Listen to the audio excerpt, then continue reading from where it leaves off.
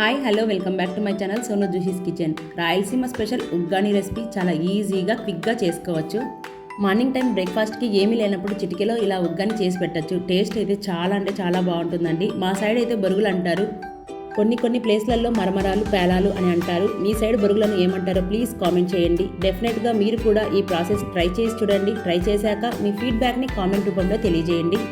రాయలసీమ వాళ్ళకు ఆల్మోస్ట్ అందరికీ తెలిసే ఉంటుందని, తెలియని వాళ్ళ కోసం ఈ రెసిపీ చేసి చూపిస్తున్నాను. సో చాలా అంటే చాలా బాగుంటుంది. ఒక్కసారి ఈ విధంగా ట్రై చేసి చూడండి.